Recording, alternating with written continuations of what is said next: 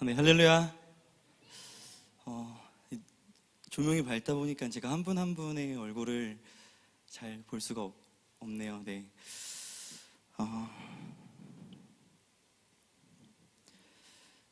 잠깐 기도하겠습니다.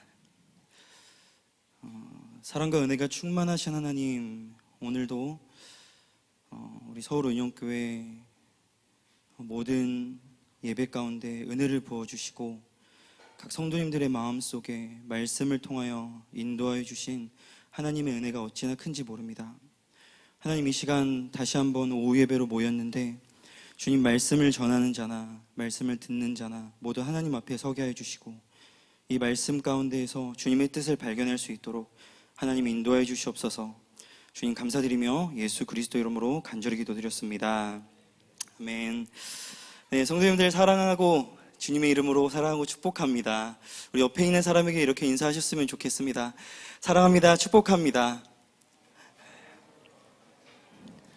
네.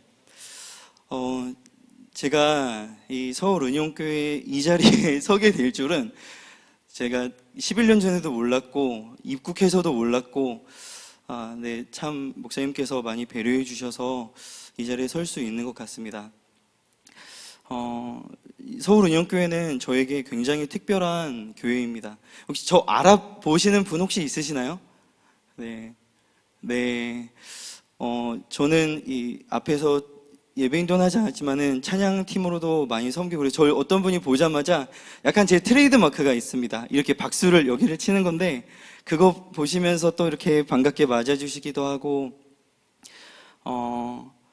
뒤에서도 섬기고 청년 리더로도 이 교회, 서울은용교회는 저한테 굉장히 특별한 교회입니다. 이 교회에서 그때는 청년이었다가 이제 하나님의 부르심을 받고 목사 안수를 받아서 목사가 되어서 이 자리에서 말씀을 전할 수 있게 된 것이 저의 힘도 아니고 저의 능력도 아니고 저는 제가 얼마나 부족한지를 너무나도 잘 알고 있습니다.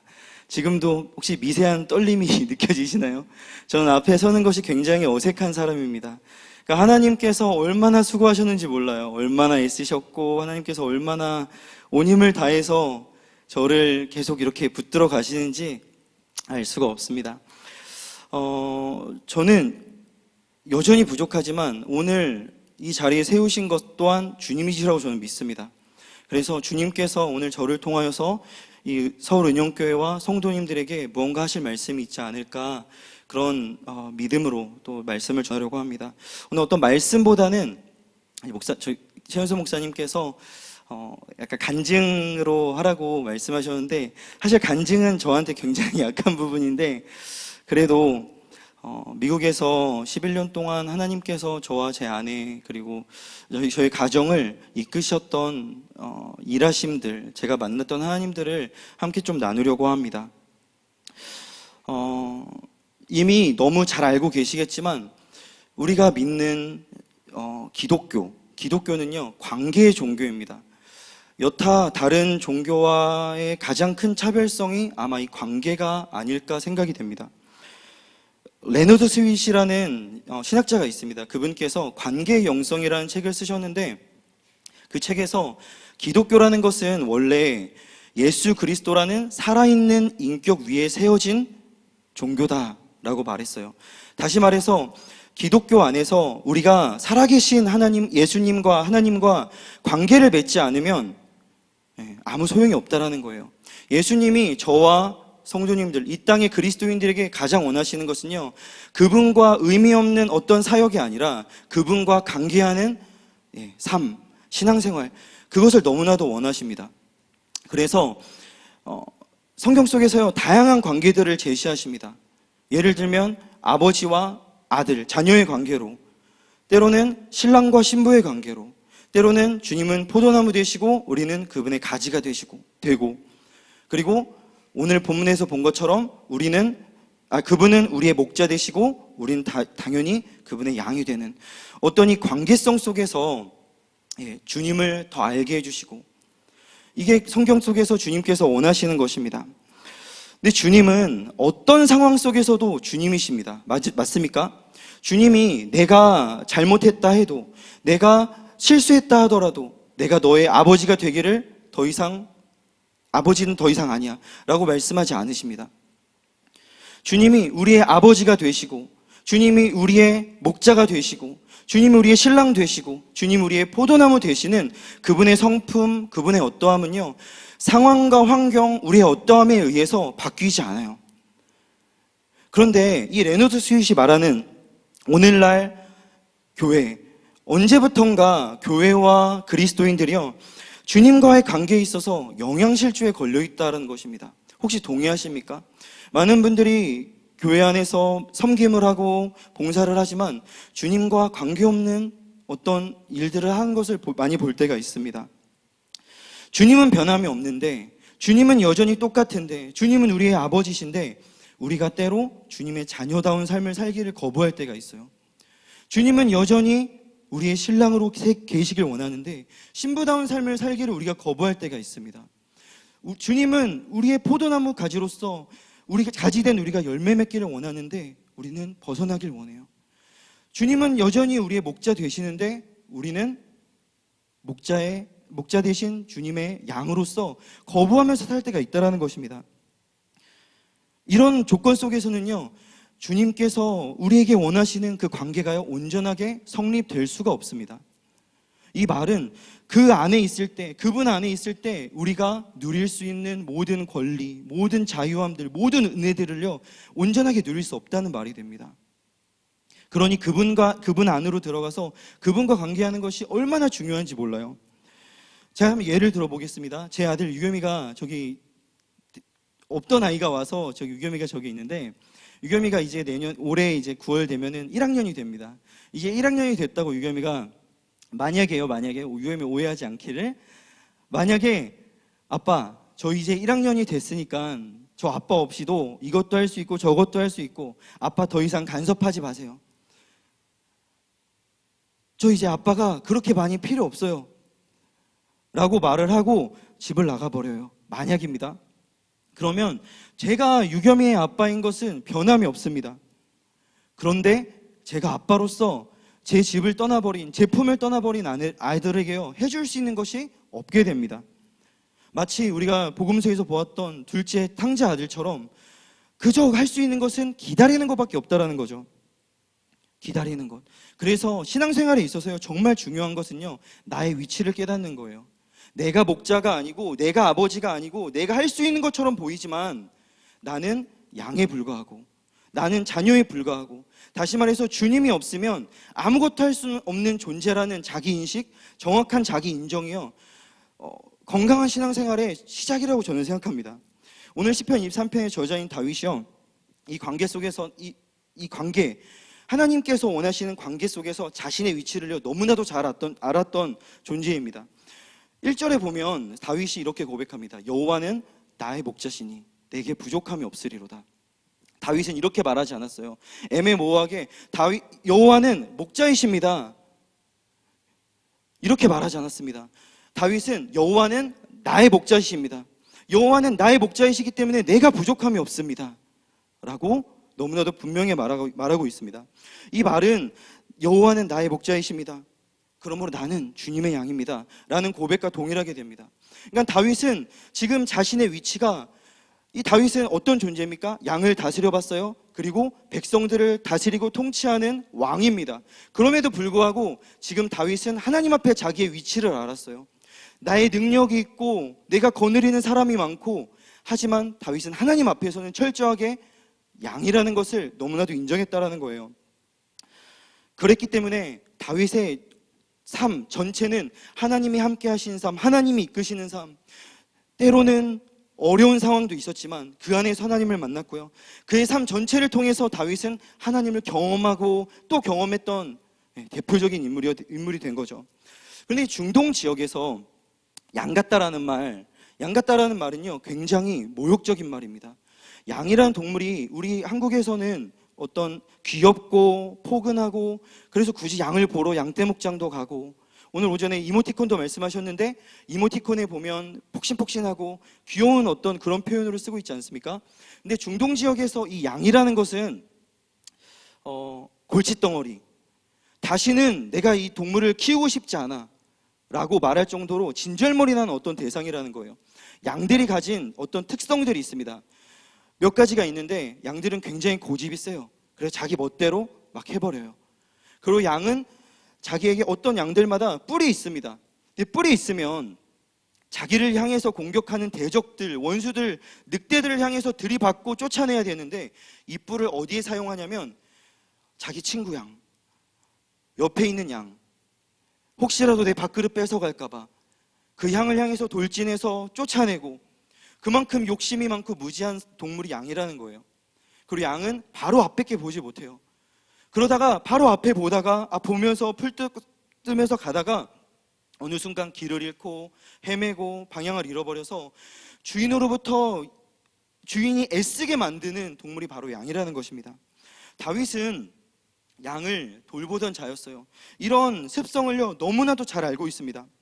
그래서 다윗이 주님을 나의 목자라고 인정하면서 나는 주님의 양입니다, 성경에 나와 있지만 않지만 자신의 위치를 그렇게 고백한 것은요, 단순히 나는 주님의 사랑을 받는 털이 폭신폭신하고 귀엽고 온순한 동물, 그러니까 사랑받는 존재로만 인식한 것이 아니라 다윗의 이 고백은요, 주님이 없으면 나는 아무것도 할 수 없는 존재입니다, 주님이 없으면 나는 정말로 아무것도 할 수 없는 존재입니다 라는 어떤 고백이 들어가 있는 고백이라고 저는 생각됩니다.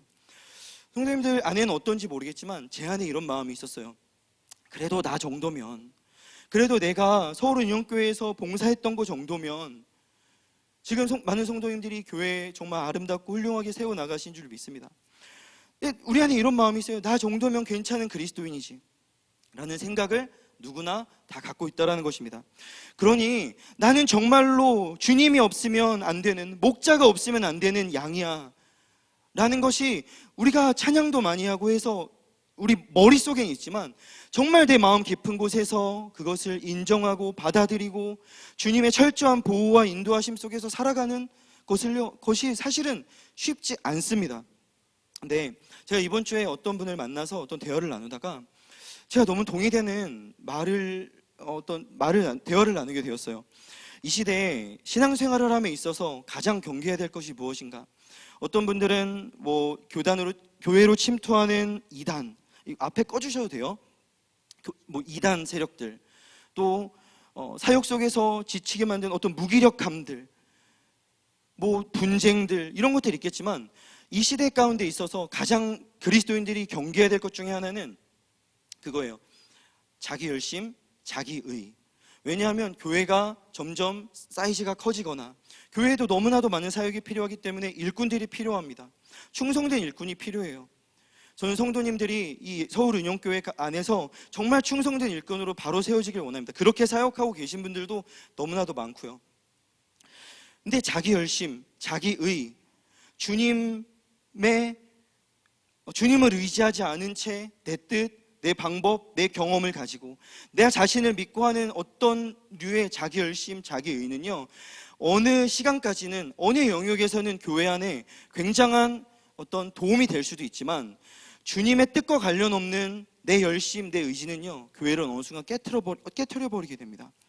그러니까 섬기시는 분들, 봉사하시는 분들, 계속해서 교회의 방향과 또 주님께서 나에게 원하시는 것들을 계속 기도하면서 정말 건강하게 잘 섬기셨으면 좋겠습니다. 자기 자신을 제대로 알고 인정하는 것이요, 주님께서 원하시는 어떠한 관계, 주님이 우리와 관계하길 원하신다는 것을 꼭 기억하셔야 됩니다. 그 관계 안으로 들어가는 첫걸음이 돼요. 나는 양이 아니야, 나 내 마음대로 할 수 있어. 그러면 그 목자 되신 주님의 그 품 안으로요, 우리는 들어갈 수 없게 됩니다. 11년 전에 제가 잘 다니던 직장을 갑자기 그만두었습니다. 계속해서 거부할 수 없는 하나님의 부담, 감동이 있었어요. 그래서 잘 다니던 직장을 그만두었어요. 하나님께서 저와 제 아내에게 원하셨던 것은 이미 사역자였기 때문에 사역자인 아내와 함께 제가 저의 삶을 부부 사역자로 온 삶을 주님께 헌신하는 그런 부부 사역자로서의 부르심이요, 너무나도 강하게 왔었어요. 처음에는 직장을 계속 다니면서 인도하심을 구했지만 이게 분간이 되지 않는 것입니다. 그래서 직장을 정말 과감하게 내려놓고 그때부터 기도하기 시작했을 때 하나님께서 저와 제 아내에게 너무나도 분명하게 말씀해 주셨어요. 그래서 이제 직장을 그만두고 정말로 이게 맞는지를 계속해서 기도하고 있을 때 너무나도 자신이 없는 것입니다. 청년이었어요. 어떤 직장인이었고요. 사역자로 세워진다라는 것, 이제는 돌이킬 수 없는 그 길로 나아가는데 너무나도 자신이 없던 것입니다. 몇 가지 이유가 있었습니다. 일단은 저는 말하는 것을 좋아하는 사람이 아니에요. 지금도 살짝 떨림이 느껴지십니까? 굉장히 긴장이 되는데 별로 저는 앞에 서고 싶은 사람이 아닙니다. 저는 뒤에서 서브하는 게 훨씬 더 편한 사람이에요. 그런 어떤 몇 가지 요소들. 그런데 가장 큰 것은요, 제가 자신이 없었던 거예요. 왜 자신이 없었냐면 저는 오랜 동안 어렸을 때부터 신앙생활을 해왔던 사람입니다. 많은 봉사도 하고 섬김도 하고. 근데 제가 발견했었던 가장 큰 문제가 뭐였냐면 제가 머릿속으로는 하나님은 살아계시다, 하나님은 공급하시는 분이시다, 하나님은 인도하시는 분이시다, 하나님은 나를 사랑하시는 분이시다 수없이 많이 고백했고 기도했고, 그런데 정작 제가 돌아봤더니 제가 그 하나님을 단 한 번도 경험해보지 못했던 거예요. 살아계신 하나님이신데 제가 단 한 번도 그 하나님을 경험해보지 못했던 제 자신을 발견한 거예요. 이제는 사역자가 되면 말씀도 전해야 되는데 내가 경험해보지 못했던 하나님을 어떻게 전할 것인가, 그 의문이 가장 먼저 들었어요. 그래서 가장 먼저 인식된 것이 이 관계성, 주님과 하나님과 나 사이의 관계성이 얼마나 애매모호했는지. 마치 주님은 목자이십니다. 그런데 나와 관계없는 목자라는 것을, 목자로 오랫동안 신앙생활을 해온 거예요. 그분의 품 안에 들어가서 그분이 원하시는 사역을 한 게 아니라 제 열심으로 했고 제 힘으로 그렇게 저희 삶도 영예해 왔었습니다. 그런데 그것을 깨닫게 된 거예요. 저는 지금도 그때 최윤서 목사님께서 저에게 권면하신 것처럼 사역을 당장 시작하지 않은 것이요, 얼마나 큰 은혜였는지 몰라요. 너무 감사한 일이지만요, 제가 깨달았어요. 이 고집 세고 길 잃어버리기 잘하고 욕심이 많은 이 양과 같이 형편없는 자가 저라는 것이요, 너무나도 깨달았어요. 자기 인정이요, 정말로 큰 은혜였던 것입니다. 그래서 그때부터 주님, 정말로 주님을 경험할 수 있는, 주님만 경험할 수 있는 자리로 저와 아내를 이끌어 주세요. 정말로 주님을 경험하기 원합니다. 저희 주님이 경험되지 않으면 전 사역 시작하지 않을 거예요 라고 기도했을 때요, 하나님께서 열어주신 환경이 제가 처음으로 갔던 미국의 중부 지역이었어요. 제가 그냥 미국이 좋아서 어떤 동경과 아메리칸 드림을 꿈꾸고 간 것이 아니라 그 당시 하나님께서 저와 아내에게 열어주신 곳이 바로 미국이었습니다. 그 당시 결혼한 지 1년이 안 됐어요. 제가 이 자리에서, 이 앞에 서서 결혼식을 했습니다. 그러니 얼마나 저에게 특별한 교회겠습니까? 근데 1년이 안 됐을 그 당시에 신혼집을 다 정리하고 제 마음에 너무나도 큰 부담이 되었던 양가 부모님들, 이제는 직장에서 돈을 벌면서 물질적으로 섬기고 힘든 세월을 살아오셨으니 제가 잘 섬겨드려야 되는데 그 모든 짐과 부담을요, 저희 형제분들에게, 저희 형님에게 다 떠넘기고 가야 한다는 것이 제 마음속에 너무나도 부담이 되었어요. 제가 직장을 그만둘 때도 사람들이 다 비웃었습니다. 너 지금 뭐 하는 거냐, 지금 얼마나 지금 무모한 짓을 지금 네가 벌이는지 아느냐. 저희 형도 동의는 하지 않았지만, 가지 말라고는 안 했지만 전혀 동의하지 않는 그런 쪽으로 말을 했었죠. 근데 모든 것을 그만두고 사람들 무모하다고 말하는 그 길로 떠나는 저와 제 아내의 발걸음이요, 설렘 반, 하지만 물론 두려움도 있었죠. 그렇게 미국의 길로 들어섰습니다. 모든 것을 다 정리하고요, 그때 미국에 입국할 때 제 손에 저희가 통장에 들고 갔던 이게 돈으로 들고 갔던 돈이요, 딱 10,000불이었어요. 지금 시세라면 1,000만 원이 조금 넘는 돈입니다. 요즘에는 이 서울 시세가 너무 많이 올라서 1,000만 원으로는 모두 할 수 없죠. 똑같아요, 미국도. 1,000만 원을 들고 미국으로 가서 일단 정착해야 되니까, 물론 좋은 환경들이 하나님께서 많이 주셨지만 차도 사고 학비도 내고 또 뭐 여러 가지 생활용품들을 사고, 그래서 이 돈을 다 쓰기까지 걸린 시간이요, 아껴 쓰고 아껴 써서 딱 2달이었어요. 2달이 되었을 때는요, 가진 것이 없었습니다. 미국은 차가 없으면 어디를 갈 수가 없습니다. 특히 시골은 더 그래요. 그래서 제가 산 중고차에 기름을 넣으려고 돈이 없어서 20불씩 어떻게 모아서 주유소에 가서 기름을 넣은 적이요, 한두 번이 아니었어요. 저와 아내가 1년 남짓 된 신혼부부입니다. 자녀도 없고 즐길 거 즐기고, 저는 한국에 있을 땐 그래도 아내에게 좋은 선물도 사주고 그것이 저의 낙이었어요. 근데 미국에 가니까 돈이 없고 아무것도 해줄 수 있는 게 없는 것입니다. 어느 기간 동안 한 번도 미용실에 들어가 본 적이 없고, 한 번도 옷을 사본 적이 없고, 저와 아내가 그 당시에 즐길 수 있었던 최고의 사치와 데이트는요, 차를 끌고 맥도날드에 가서 달러버거를 사가지고 함께 나눠 먹는 것이었어요. 그러면서 힘들었던 일 나누고 그렇게 살았었죠. 저는 학교라도 다녔는데, 그래서 밖의 생활을 즐겼는데, 제 아내는 어디 나가보지도 못해요.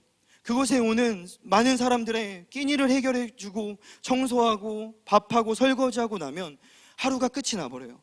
그렇게 매일매일을 살았습니다. 저는 제 나름대로 저의 성향, 내가 해야 됐고 내가 벌어야 되고 내가 내 스스로 나의 삶을 살아야 되는 그런 버릇과 습관들과 경험들과 그런 것들을 버려야만 했어요. 돈을 벌지 못하니까 아내에게 해줄 수 있는 게 없어서 너무나도 비참했던 그 마음으로 기도실에 가서 기도했던 적이 한두 번이 아닙니다. 제 아내는 굉장히 활동적인 사람이에요. 제 아내는 사람을 만나야 힘을 얻어요.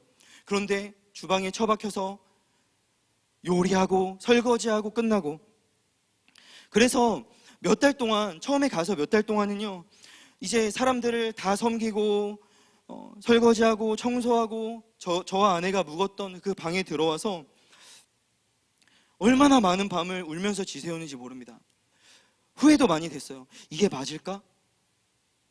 그래도 직장 가서 돈 벌면 이것도 하고 저것도 할 수 있는데 다시 돌아갈까? 회사 가면 받아주긴 할 텐데, 서울은용교회 오면 어떠신지 모르겠지만 다시 사역하라고 받아주실 텐데, 정말로 많은 밤을요, 저는 남자니까 어떻게 막 대놓고 울질 못해요. 울고 있는 아내를 다독이면서 얼마나 마음속으로 많이 울었는지 모릅니다. 그 삶은요, 제 자신을 부인하지 않으면, 제 성격과 제가 살아왔던 방식과 저의 기질을 내려놓지 않으면, 우리의 삶을 정말로 주님께 맡기지 않으면 살아갈 수 없는 환경이 제가 미국에서 초기 2년 동안 살아왔던 환경입니다. 할 수 없는 것이 정말 기도밖에 없습니다. 어떤 문구가 있죠. 저는 그게 제 삶이 될 줄 몰랐어요. 그래서 주님, 정말로 주님이 공급하시는 분이 맞으시다라면, 주님이 인도하시는 분이 맞으시다라면 그거 저에게 보여주세요. 그래서 매일매일 기도하면서 살아갈 때요, 하나님께서 그 기간 동안 얼마나 많은 것으로 저희 가정에게 주님의 살아계심을, 주님의 신실하심을, 주님의 주님 되심을 보여주었는지 모릅니다. 너무나도 많은 경험이 있었어요. 근데 한 번은 이런 경험이 있었습니다. 이미 2개월 만에 돈을 다 써버렸어요. 그래서 돈이 없는 거예요. 근데 이제 다음 학기 학비를 내야 되는데 정말로 돈이 없는 거예요. 제 성격대로라면, 제가 해왔던 방식대로라면 나가서 불법으로라도 알바를 해서 고깃집에라도 가서 알바해서 팁 받고 일해야 되는 거였어요. 근데 하나님이 그걸 원하지 않으셨어요. 제 성격대로라면 저희 형에게 싫은 소리 한번 듣고 돈 좀 빌려달라고 말하는 것이었어요. 근데 그렇게 할 수가 없었습니다. 그래서 정말 이 비참한 마음을 안고서요, 기도실에서 기도하고 집에 돌아와서 있는데 제 친구 한 명에게서 연락이 온 거예요. 동현아, 정확하게 기억은 나진 않지만, 동현아, 감동이 있어서 통장에 돈을 보냈어. 그래서 제가 당장 은행이 아니라 ATM기에 달려가서 확인해 보았습니다. 그 안에 있었던 제 친구가 보내줬던 재정을요, 다 뽑았어요. 다 뽑고 통장에 남은 돈을 확인해 봤더니 190 얼마였어요. 197원 정도였던 것 같습니다. 그 돈을 다 뽑아서 제가 돈을 다 세어보았더니 이제 학비 납부일이, 마감일이 내일인데 내일 내야 될 정확한 액수의 돈을요, 하나님께서 그 친구를 통해서 저와 저 아내에게 공급해 주셨어요. 속으로요, 할렐루야! 쾌재를 부를 수밖에 없었습니다. 아, 나에게도 이런 일이 있구나. 나는 이런 것들은 다른 사람 얘기인 줄 알았는데 정말로 벼랑 끝에서 가장 라스트 미닛에 가장 필요한 때에 정말로 하나님이 채우시는구나. 이런 경험이 한두 번이 아닙니다. 그 돈을 들고요, 아내와 함께 울었어요. 한 번은 또 이런 일이 있었습니다. 돈이 없어요. 제가 자꾸 돈이 없다는 얘기해서 죄송합니다. 제 상황이 그랬으니까요. 네. 신실하신 하나님을 많이 경험했어요. 한 번은 이런 일이 있었습니다. 돈이 없는데 제가 중고차를 그때 처음에 가서 1,500불짜리, 지금 한 200만 원 안 되는 돈을 주고 샀습니다. 어느 날 새벽에 차를 타고 운전하면서 가는데 갑자기 뛰어나오는 사슴을 피하지 못했어요. 피하지 못하고 그대로 들이받고 다행히 핸들을 꺾지 않아서 2차 사고로는 이어지지 않고 딱 섰는데, 사슴 여기는 보기도 어렵죠. 저희 지금 살고 있는 집에는요, 사슴이 와서 풀 뜯어 먹습니다. 근데 사슴을 받아본 볼이라고는 제가 생각하지 못했습니다. 근데 이 사슴이 굉장히 큽니다. 크기 때문에 차에 굉장한 데미지를 주게 되죠. 이 차의 본네트가 완전히 찌그러졌고요. 그리고 차의 전면 유리가요, 완전히 산산조각 날 정도로 금이 가고 이 구석에 운전석 요만큼 남겨놓고 다 부서졌습니다. 정말 다행인 것이 옆자리에 아내가 타고 있었는데 사슴의 발이 뚫고 들어오지 않아서 너무나 다행이었던 거예요. 사슴이 등으로 이제 그 유리에 떨어진 것입니다. 너무 이제 낙심이 되는 거예요. 지금 돈이 없는데 이 인건비도 비싼 이 그 지역에서 이 차를 어떻게 고칠 것인가. 그 당시에 이제 재정적인 문제 때문에 풀 커버리지 보험을 들지 않고 이제 자차 보험만 들어놓은 상태였어요. 근데 내 잘못도 아닌데 사슴이 갑자기 와서 들이받은 건데 사슴한테 이걸 물어달라고 청구할 수도 없고, 이 정말 비참한 마음으로 이제 차를 이렇게 조심히 천천히 일정을 마치고 다시 집으로 돌아왔었던 기억이 있습니다. 고쳐야 되잖아요, 일단. 그래서 너무나도 잘 아는 너무나도 선하신 장로님이 운영하시는 바디샵에 가서 사정을 말씀드렸어요. 장로님, 저 정말로 돈이 없는데 어떻게 할까요? 싸게 견적 좀 내주세요 라고 말씀을 드렸을 때요, 3,000불의 견적을 받아서 비통한 심정을 가지고 다시 돌아갔어요. 그냥 해주실 줄 살짝 기대했는데 안 해주시더라고요. 그래서 이제 돌아갔습니다. 그래서 어떻게 200불을 모아서 장로님한테 가져가서 유리라도 고쳐주세요. 그래서 앞에 유리를 고치고 찌그러진 본네트는 이제 힘으로 펴서 그냥 다닐 수 있을 정도로만 한동안 타고 다녔습니다. 그래도 이게 차가 중고차라서 그렇게 데미지를 입으면 그냥 금방 상해버립니다. 빨리 고쳐야 되는데 하나님께서 어떻게 이 문제를 해결해 주셨냐면, 저와 아내가 이렇게 운전을 하고 가던 중에 잠시 서 있었습니다. 근데 갑자기 뒤에서 쿵 하고 받는 거예요. 접촉사고가 났는데 그때는 너무 기분이 안 좋았어요. 아, 왜 자꾸 이런 일이 생기지? 저는 한 번도 교통사고를 나본 적이 없기 때문에 그게 은혜였는지를 제가 몰랐습니다. 나가보니까 누가 제 차를 받았냐면 경찰이 받았던 거예요. 하나님께서 이 문제를 해결하기 위해서 경찰을 사용하셔서 사고를 내셨던 것입니다. 그래서 이 경찰이 알아서 그 지역 경찰을 불러서 사고 처리도 하고 보험 처리도 하고, 그 당시 너무나도 수고한 아내와 저희가 보험이 없었어요. 그래서 병원에 갈 수도 없었던, 그래서 건강을 돌볼 수 없었던 상황이기 때문에 교통사고, 작아도 접촉사고여도 사고였기 때문에 카이로플렉틱 혹시 들어보신 분들 있을 거예요. 교통사고 전문병원, 척추교정병원입니다. 거기에 가서 6개월 이상 동안을 침 치료하고 마사지 받고 좋다 하고 그렇게 몸을 돌보시는 하나님을 경험했어요. 그리고 일정 시간이 지난 후에 보상금이 나왔습니다. 사고에 대한 보상금이 나왔는데 주님이 더 주셨으면 좋겠는데 제가 필요했었던 딱 3,000불의 보상금이 체크로 날라왔어요. 주님께서 제가 넉넉하면 주님 의지하지 않을까봐 딱 필요한 액수만큼을 저에게 주셨던 것이라고 저는 믿습니다. 그래서 그 돈으로요, 차를 고쳤어요. 불 주고 산 차지만 조금 더 좋은 값으로 다시 되팔았습니다. 저는요, 미국을 떠나기 전에 그렇게 경험하고 싶었던 하나님, 주님 제발 제가 주님을 경험하게 해주세요. 살아계시다라고 하면, 주님이 공급하시는 분이라고 한다면, 주님이 나를 인도하신다라고 한다면 그 하나님 제가 경험하고 싶어요. 근데 제 삶에서요, 너무나도 많은 간증과 너무나도 많은 경험들을 하면서요, 하나님에 대한 믿음이 자랐어요. 아내는요, 외로웠던 그 주방의 현장, 너무나도 힘들고 고된 그 노동의 현장 속에서요, 이제는 주님의 임재가 가득한 주방이 주님의 방으로 바뀌었다라는, 그 안에서 성령을 경험하고 그 안에서 주님의 마음을 경험하고 완전히 새롭게 된 깨달음 가운데에서요, 주님이 함께 하시는 것을 경험했고요. 이 기간 동안요, 저희 둘 모두가요, 우리의 기질과 성격과 살아온 방식들을 버려야만 했기 때문에요, 너무나도 쉽지 않았지만 주님을 경험할 수 있었어요. 그래서 저는 그 당시 제가 했었던 주님 앞에 주님의 인도하심을 따라 제가 보기에요, 인도하심을 따라 했었던 모든 결정과 그 시간들이요, 후회되지 않습니다. 너무나도 감사했었어요. 그렇게 2년의 한 챕터, 한 시즌이요, 마무리되고요, 하나님께서 저와 제 아내를요, 이제는 뉴욕이라는 곳으로 사역지로 옮기셨습니다. 2절에 보면 푸른 풀밭이 나오고 쉴만한 물가가 나옵니다. 4절에 보면 사망의 음침한 골짜기가 나옵니다.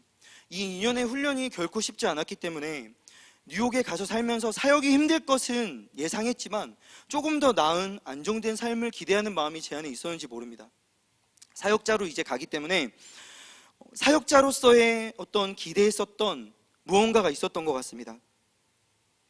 이 뉴욕이라는 환경, 사람들이 꿈에 그리고 사람들이 여행을 찾아오는 이곳에 내가 산다니 라는 어떤 기대감도 있었던 것 같습니다. 성도님들, 누구나 예수님을 믿으면서 기대하게 되는 어떤 바라는 푸른 초장과 푸른 풀밭이 있습니다. 누구도 사망의 음침한 골짜기로 인도함 받는 것을요, 결코 원하지 않는다라는 거예요. 성도님들에게도 혹시 기대하고 있는 바라는 푸른 풀밭, 쉴만한 물가가 혹시라도 있으십니까? 아마 있을 것입니다. 시편 23편의 배경을 먼저 좀 나누길 원해요. 이 시편의 저자는 우리가 잘 알지만 다윗입니다. 다윗. 근데 우리가 노래하는 것처럼 이 시의 분위기, 이 시가 쓰여진 상황은요, 한가롭게 넓은 초원에 누워서 풀필이 불면서 닐리랄라 노래 부르는 그런 환경이 아니었습니다. 이 다윗이 자기의 아들 압살롬에게서 쫓기면서 죽음의 위협에 놓여 있었던 그의 인생 말년에 이 시를 기록했던 것입니다. 절체절명의 위기 속에서요, 나는 주님으로 만족합니다, 나는 부족함이 없습니다 라는 고백을 다윗이 했던 것입니다. 더군다나 이 시의 배경이 되는 중동 지역은 푸른 풀밭이 나는 그런 환경이 아니라 메마르고 척박하고 마실 물도 잘 없는, 푸른 풀밭은 찾아보기 어려운 그런 고산 황무지 지대입니다. 다윗은요, 양을 돌봤기 때문에 이 푸른 풀밭과 쉴만한 물가의 정확한 의미를요, 너무나도 잘 알고 있습니다. 이 황무지대에서 자기가 돌봤던 양들을 배불리 먹일 만한 푸른 풀밭과 목을 채울 만한 쉴만한 물가를 찾는 것도 어렵고 만들어내는 것도 굉장히 어렵다라는 거죠. 그걸 너무나도 잘 알았습니다.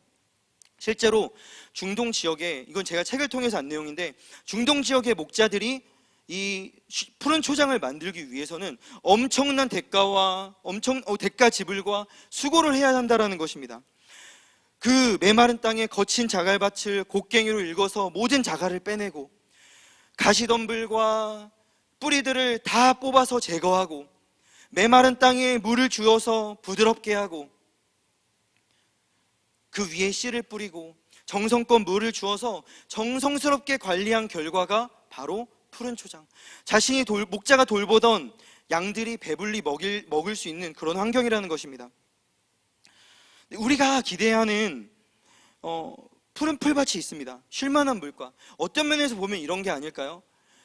남부럽지 않은 환경들, 차, 좋은 집. 사역자로서는 제가 아마 이걸 기대했던 것 같습니다. 인정받을 만한 사역, 멋진 사역, 많은 사람 앞에서 메시지를 전하고 예배를 인도하는 그런 어떤 꿈이 저에게도 있었던 것 같습니다. 이제는 그만 고생하고 싶고 이제는 그만 자gin하고 싶은 그런 마음이 제 안에 있었어요. 근데 이게 저의 마음인데 또 더 편한 신앙생활하고 싶은 것이 우리의 마음인데, 목자 되신 주님께서 양된 저와 성도님들을 인도하시는 푸른 풀밭 쉴 만한 물가는요, 우리의 생각과는요 너무나도 다릅니다.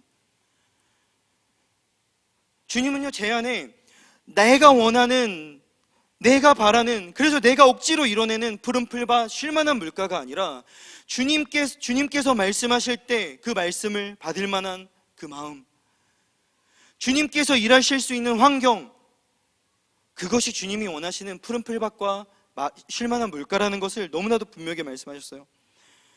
주님께서 뉴욕에서의 8년 동안요 그 일들을요 너무나도 많이 하셨습니다. 사람과의 관계에 있어서, 재정의 영역에 있어서, 사역에 있어서 너무나도 많은 일을 했어요. 뉴욕에서는요 제가 청년들을 담당했습니다. 이상한 분위기가 있습니다. 여기는 그런지 모르겠지만 뉴욕에서 이 전도사님들, 목회자들을 만났을 때, 아, 저는 청년을 담당하고 있고요, 저는 교회에서 예배 인도를 합니다, 이러면 저를 대하는 태도가 달라져요. 네, 저는 주일학교입니다 라고 말을 하는 순간부터 인정하지 않는 거예요. 이상한 분위기가 있습니다. 다행히 저는 처음에 5년 정도를요 청년들을 담당하면서 부족하지만 예배 인도를 했었습니다. 작은 교회였지만 눈에 띄는 자리, 보이는 자리, 인정받을 만한 그런 자리였기 때문에요 예배 끝나고 나올 때마다 성도님들이 은혜 받았다라고 말해주고, 너무나도 좋았다고 말해주고, 찾아와서 인사해주고, 이런 것들이 너무나도 싫지 않았던 것 같아요. 근데 이제 제 마음의 현실을요 나중에 보게 되었어요. 그렇게 제 마음이 교만해지고 있다는 것을요 제가 깨닫지 못했습니다. 그러다가 주님께서 5년이 지난 이 회기가 끝났을 때 저의 사역지를 같은 교회에서 그 위에서 눈에 보이는 드러나는 자리에서 이제는 지하 구석진 주일학교실로 저를 옮겼어요. 5년 동안 제 아내가 너무나도 수고했고 이제는 바뀌어서 제가 그 주일학교 현장 속으로 들어갔습니다. 저는 아이들을 별로 좋아하지 않는다고 저는 생각했었어요. 예배를 마치고, 이 주일학교는요 여기 서울은영교회처럼 잘 돼 있지 않습니다. 교회 자체가 조금 작기도 하고, 제가 마음만 먹으면 주일학교실로 바로 들어가서 그 누구도 마주치지 않고 그냥 제 사역하고 나와도 되는 그런 사역이었어요. 모든 것이 정반대가 되었습니다. 그렇게 저에게 와서 칭찬해주고 했던 사람들이요 저에게 인사를 하지 않아요. 직접 제가 경험한 것입니다. 아무도 저의 수고를요 알아주지 않았습니다. 교사 없이 어른 예배가 드려지는 저희 교회 예배가 참 길었어요. 주일도 2시간 넘게 하고, 금요 성령 집회는 3시간 넘게 하고, 부흥회라도 하면 새벽까지 하고, 송구 연신 예배 하면은 막 3, 4시까지 하고, 기도원 가면은, 근데 그거를 제가 혼자서 다 감당해야 됐었던 것입니다. 저는 위에서, 제가 지하였고 주일학교가 지하였고 본당 예배가 있었어요. 그 예배가 얼마나 뜨거운지, 얼마나 성령의 임재가 강한지를 제가 경험했었기 때문에요 그 예배가 드려지는 현장 그 밑에서 마치 외면당하고 버려진 것 같은 그 느낌을 지울 수가 없었어요. 아무도 수고했다고 알아주는 사람이 없고, 아무도 고생했다고 와서 아이들이 어질러 놓은 거 도와주는 사람도 아무도 없고, 그렇게 처음에는 열심히 했지만 시간이 지날수록 무기력해진 신앙생활 가운데 제가 하루하루를 보냈었습니다. 아무런 마음 없이 그냥 시간 때우기식으로, 솔직하게 말하면 시간 때우기식으로 사역했던 적도 하루 이틀이 아니었어요. 그렇게 계속 그냥 버텼어요. 그 어느 날 금요 성령 집회를 마치고 제 아내가, 아마도 제가 이 삐뚤어진 마음 때문에 주님의 말씀을 제가 들을 수 없으니까 제 아내를 통해서 말씀하고 싶으셨던 것 같습니다. 금요 성령 집회를 마치고 아내가 돌아와서 저에게 하나님께서 주신 감동을 전해주시는데요, 하나님의 말씀이 제 안에 들어오니까 제 마음이 다시 회복되기 시작한 것입니다. 하나님의 말씀이 성도님들 안에 들어갈 때 성도님들의 마음 가운데 혹시라도 상한 마음, 염려하는 마음, 그 마음이 어떤 것이든 주님으로부터 오지 않은 그 마음들이요, 주님의 말씀 때문에 회복될 것을 믿음으로 축원합니다. 다윗에 대한 것이었어요. 다윗은 사무엘 선지자가 왔을 때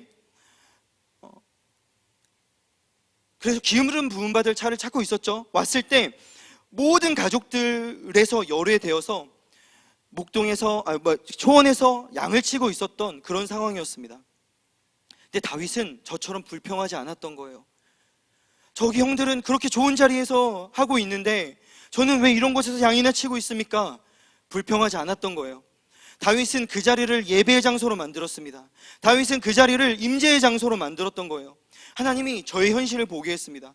내가 얼마나 사람들에게 주목받기를 원했는지, 내가 얼마나 사람들에게 인정받는 사역을 하길 원했었는지, 그 주님이 저에게 보게 하셨던 거예요.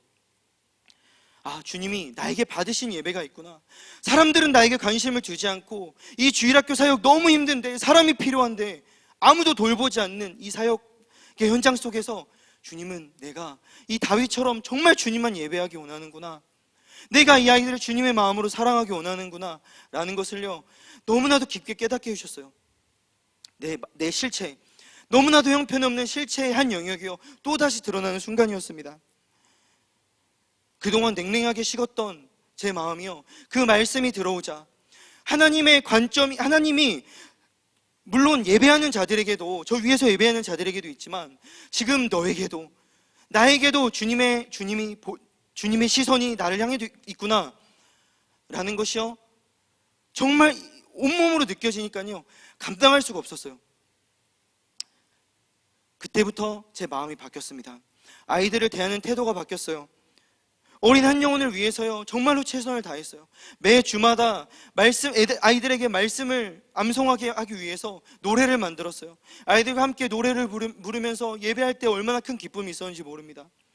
정성껏 준비한 여름 성경학교에서 아이들이 변화되는 모습들, 아이들이 기뻐 뛰놀며 너무 좋다고 하는 모습들, 매 예배 때마다 아이들과 바닥에 앉아서 바닥에 무릎을 꿇고 주여 주여 외치면서 기도할 때 아이들이 눈물을 흘리고 회개하고 했던 모습들을 잊을 수가 없어요.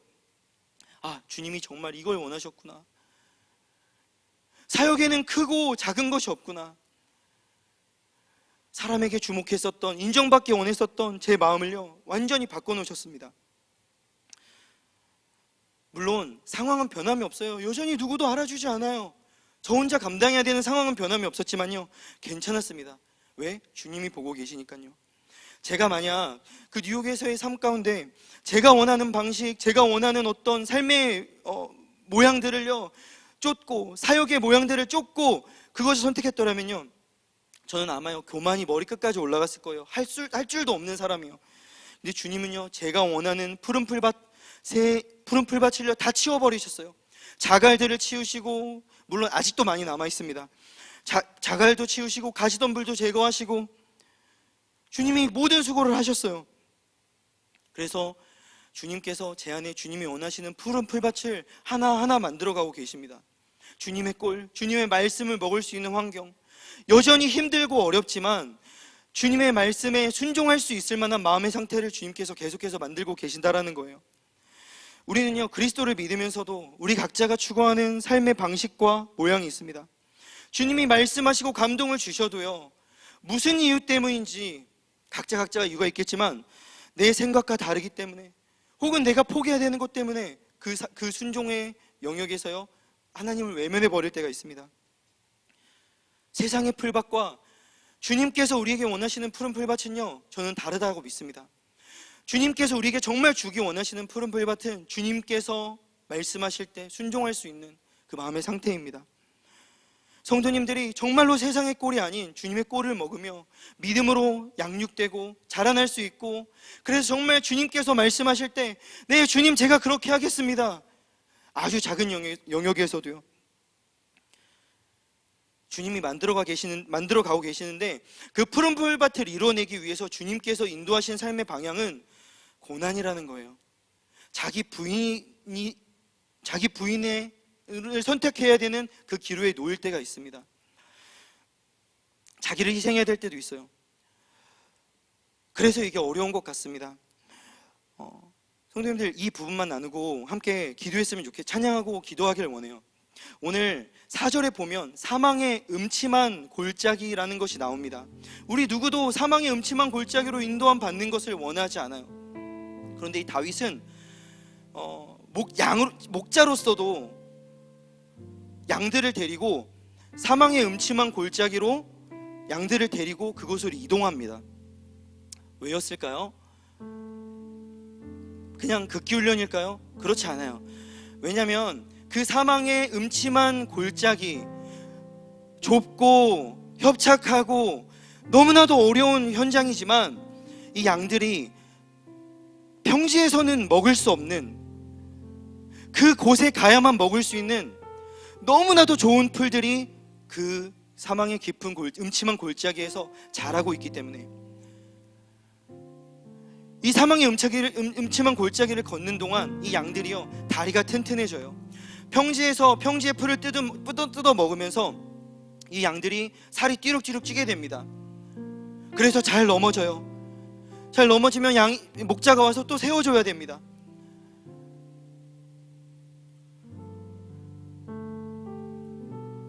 그런데 이 사망의 음침한 골짜기를 걷는 동안 다리가 튼튼해지고 그 쪘던 살이 빠지고 건강하고 영양분 있는 그곳에서만 자라는 음식을 그 사망의 음침한 골짜기를 지나는 동안 양들이 배불리 먹게 되는 거예요.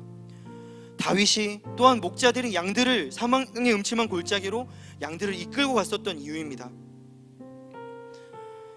그 골짜기를 가야만 경험할 수 있는 은혜가 있다라는 거예요. 성도님, 복음서에 보면 오병이어를 경험한 제자들을 예수님께서 배에 태워서 건너편 마을로 보내십니다. 오늘 특송 너무 잘 들었어요. 그 내용이에요. 예수님께서 보내셨으면 광풍이 없어야 되는 거 아닌가요?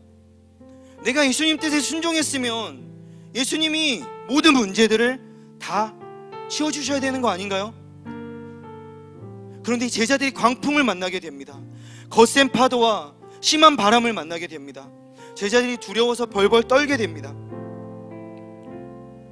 예수님이 왜 이걸 허락하셨느냐?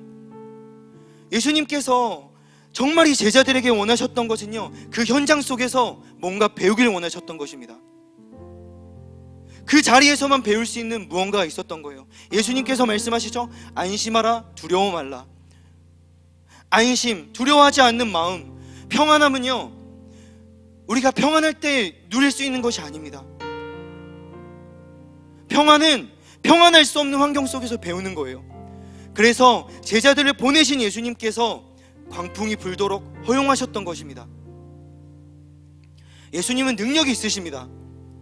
예수님이 그저 제자들이 안전한 길을 가고 안전한 어떤 제자의 길을 가기를 원하셨더라면 광풍 없이 잔잔한 바다를 만드셨을 거예요. 혹시라도 광풍이 왔다 할지라도 예수님이 산에서 기도하시면서 한마디면 됩니다. 바람아, 파도야, 잠잠하라. 그러면 돼요. 근데 내버려 두셨어요. 대신에 예수님께서 그 광풍이 몰아치는 파도의 현장 속으로 예수님께서 직접 가셨습니다. 이걸 마주하지 않으면 그 안으로 찾아오시는 예수님을요, 경험하지 못하게 됩니다. 성도님들, 고난을 피해버리면, 자기 부인의 자리를 포기해버리면, 내 마음속에 부담이 되는 어떤 말씀을 어떠한 이유 때문에 거절해버리면 그 안에서만 만날 수 있는 주님이 분명히 계신데, 주님이 그 안으로 찾아오시는데 그 주님을 만날 수가 없는 거예요. 제자들 앞에선 예수님을 향해서 베드로가 주님이 맞으십니까? 주님이 맞으시면 저로 하여금 물 위로 걸어라고 말씀해 주십시오. 그때 예수님께서 이렇게 말씀하시죠. 오라. 예수님의 말씀이 떨어졌을 때 베드로의 선택은 여러 가지가 있었을 거예요. 그래도 두렵기 때문에 그냥 배 위에서 머물러 있든지 아니면 수영을 해서 건너든지, 왜? 한 번도 시도해보지 못했었던 무모한 시도였기 때문에요. 근데 베드로는요, 그의 평생에 한 번도 취해보지 않았던 액션을 취하게 됩니다. 물 위로 한 발자국을 내딛었어요.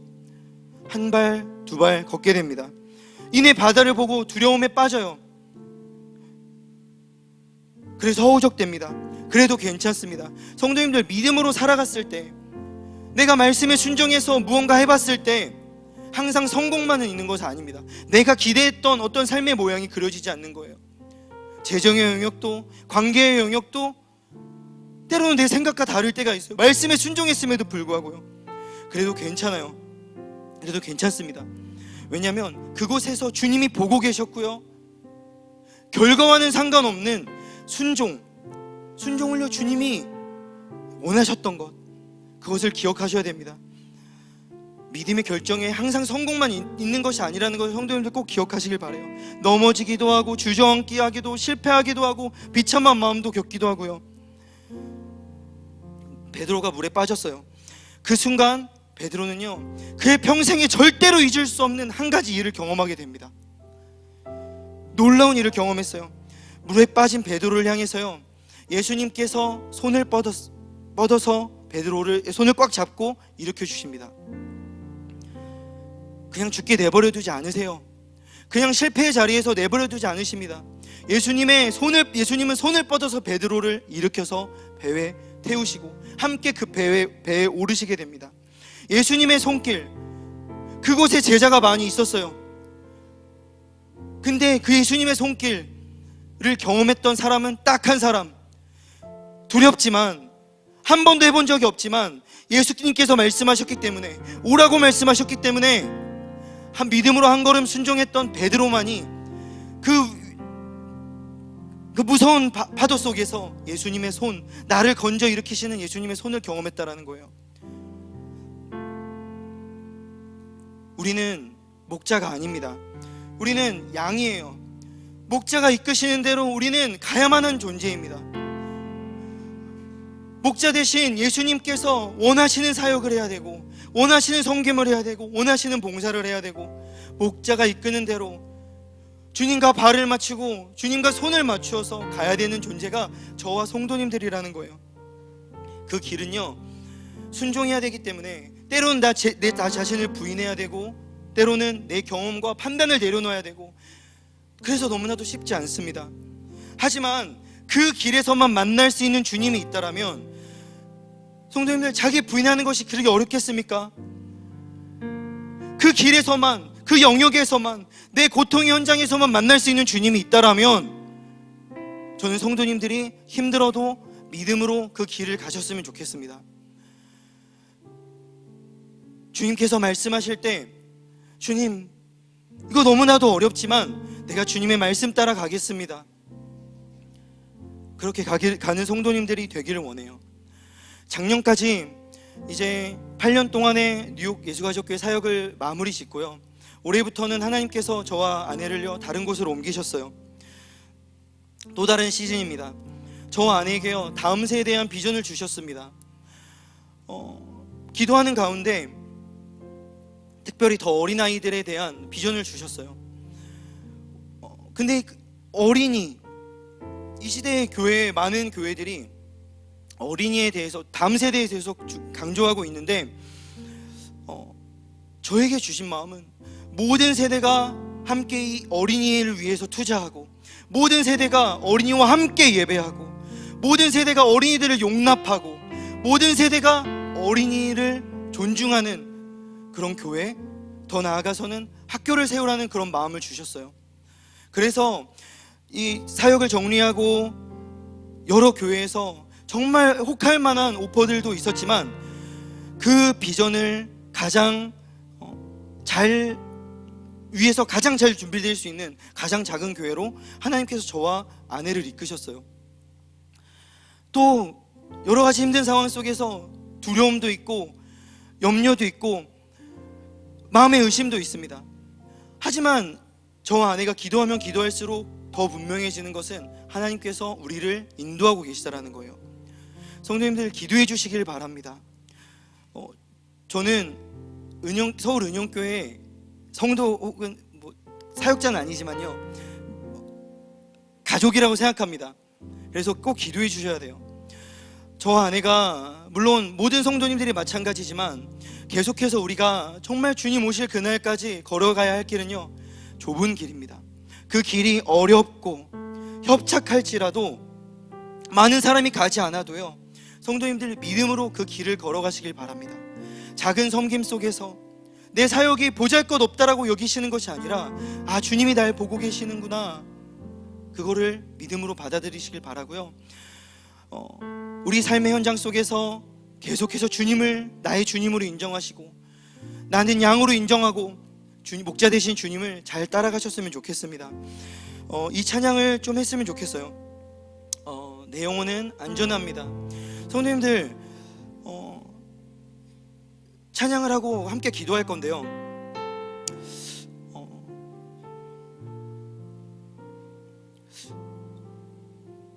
혹시라도 이 가운데 언제 순종해 봤는지, 교회는 나오고 있지만 정말 주님이 내 마음속에 주시는 어떤 감동들을 순종해 본 경험이 언젠지 기억나지 않으시는 분들이 혹시 있으십니까?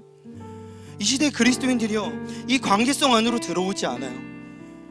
그냥 하나님의 이름은 부르는데 그분이 나의 하나님이라는 것을 인정하지 않아요. 그러니 순종도 잘 되지가 않아요. 근데 그 이유가 뭐냐라는 거예요. 목자가 이끄시는 대로 따라가는 것이 우리의 역할인데, 그렇지 못하게 만드는 내 안에 무언가를 발견해야 됩니다. 누가복음에 보면 이런 말씀이 있어요. 우리의 마음을 둔하게 한대요. 방탕함과 술 취함과 생활의 염려가 우리의 마음을 근심하게 한대요.